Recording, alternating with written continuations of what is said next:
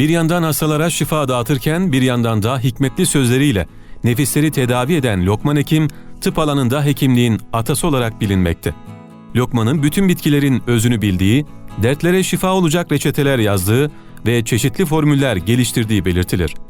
Türk edebiyatının da Lokman Hekim, filozof kimliğinden çok hekim olarak öne çıkar. Sizler için hekimliğin atası olarak bilinen Lokman Hekim'den önemli 10 şifalı bitki listesi derledik. Peki bunlar neler? Adaçayı. Ballı babagillerden adaçayı diş otu diye anılmaktadır. Hafif kireçli, kolay su geçiren, kuru toprakları sever. Adaçayı tüm bedeni güçlendirir, kalp krizi tehlikesini azaltır. Adaçayı sirkesiyle de yatalak hastalar uzunca bir süre masaj yapılırsa rahatlatıcı ve canlandırıcı etkisi vardır. Kramp, omurilik rahatsızlıkları, beze hastalıkları ve organ titreklerinde başarıyla kullanılmaktadır. Kan temizleyici etkisi bulunmaktadır. Karaciğer hastalıklarında faydalıdır. Vücuttaki toksinleri atar, safrayı söker. Mide ve bağırsak gazlarını, bulantıyı giderir. Mide sularının düzenli çalışmasını sağlar. Kansızlığın iyileşme döneminde içilir. Böbrek ve mesane taşlarını daha rahat düşürmek için 80 gram olan yarım avuç adaçayı 1 litre suda haşlanır. Şeker ve küçük bir parça limonla çay gibi içilebilir. Lokman Hekim'in ikinci tavsiyesi çörek otu.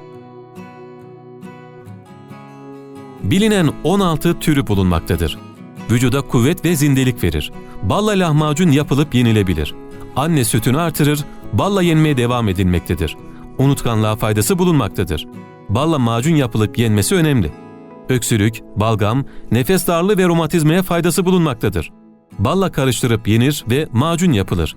Grip ve nezleye, baş ağrısına çok iyi gelmektedir. Kulak için sonradan meydana gelen üşütme, rüzgar alma, iltihap tıkanıklığına çörek otu oldukça faydalıdır. Saçları besler, kepeği önler, çörek otu yağı saçlara da sürülebilir. Diş ağrısı ve diş iltihaplanmalarına çok iyi gelmektedir. Lokman Hekim tarafından tavsiye edilen üçüncü bitki hurma. Tropik bölgelerde yetişmektedir. Öksürüğü kurutur, balgamı söker. Boğaz ağrısı ve bronşite iyi gelir. Sırttaki ağrıları dindirir. Kan yapar. Kanamaları durdurur, beden ve zihin yorgunluğunu giderir, kansere karşı koruyucudur. Anne sütünü çoğaltır, diş etlerini onarır. Taze hurmadan yapılan şurup, karın ağrılarına ve mide kramplarına iyi gelir.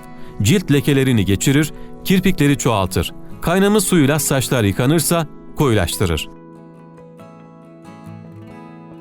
Lokman Hekim tarafından tavsiye edilen bir başka bitki ıhlamur. Kanı temizler ve kan dolaşımını düzenler. Kansızlığa, kalp çarpıntısına ve karaciğer zafiyetine iyi gelir. İdrar artırıcı özelliği bulunmaktadır, böbrek ve mesaneyi temizler. Balgam söktürücüdür, göğsü yumuşatır. Terletici, ateş düşürücü etkisi bulunmaktadır. Gribal enfeksiyonları giderir. Astıma iyi gelir. Bronşite faydalıdır. Ihlamur çayı göz banyosu olarak da kullanılmaktadır. Gözdeki kızarıklığı alır, daima taze kullanılmalı, bekletildiğinde içindeki aktif maddeler kaybolur. 5. tavsiyesi ısırgan otu. Siyatik, lumbago ağrılarını giderir. Romatizma ağrılarında uygulanırsa kan dolaşımını uyaracağından ağrıların giderilmesine yardımcı olur. Yalnız bu işleme deri kızarınca hemen son vermek önemli. Kanı temizler, al yuvarları yeniler. Kan yapıcıdır, kan şekerini düşürür ve ödemi giderir. 6. önerdiği bitki kekik otu. Kekik, içerdiği timol sayesinde antiseptik, güçlendirici ve uyarıcı etkisi bulunmaktadır. Timol ya da kekik kafurusu virüs ve bakterileri kovar. Kekik suyuyla yapılan banyolar vücudu dinlendirir. Vücuttaki yağları eritir. Bu özelliğinden dolayı vücuttaki suyu atar. Hem kilo vermeye hem de vücuttaki kan sirkülasyonunu hızlandırdığından dolayı kalbe faydası bulunmaktadır, spazmı giderir. Lokman Hekim'in önerdiği 7. besinimiz keten tohumu. Nefes darlığı, astım, ses kısıklığı, öksürük ve bronşite iyi gelir. Kavrulmuş ve çekilmiş bir çorba kaşığı keten tohumu balla karıştırılır, yemeklerden 1 saat önce yenir. Keten tohumları şeker hastalarına tavsiye edilmektedir. Bir yemek kaşığı keten tohumu 1 litre suda litrenin 7'de 2'si kadar dönüşünceye kadar kaynatılır.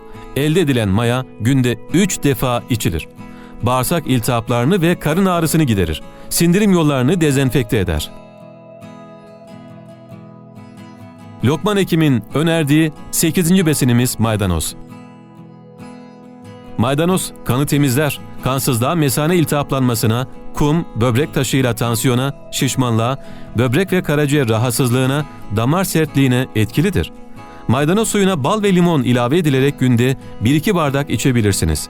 Böbrek rahatsızlığında 4 bardak suya 1 demet maydanoz yıkanır, konur, 5 dakika kaynatılır, süzülür, günde 3 defa birer çay bardağı içilebilir. Grip ve nezleyi giderir, balgamı söktürür. Sivilceli, lekeli, pürüzlü ve kırışık ciltlere karşı etkisi bulunmaktadır. Maydanoz suyu 60 gramdan fazla ve tek başına içilmemeli. Havuç, elma suyuyla içilebilir. Böbrek iltihabı olanlar yememeli.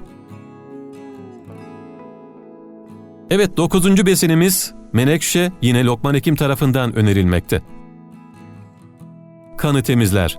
Dalağa, böbrek ve mesane, nezle, boğaz şişliği ve baş ağrısına iyi gelir. Cildi güzelleştirir, mide ağrısını, bağırsak gazlarını giderir. Makat çıkmasına faydalıdır. 1 bardak sıcak suya 1 tatlı kaşığı ufalanmış menekşe koyun.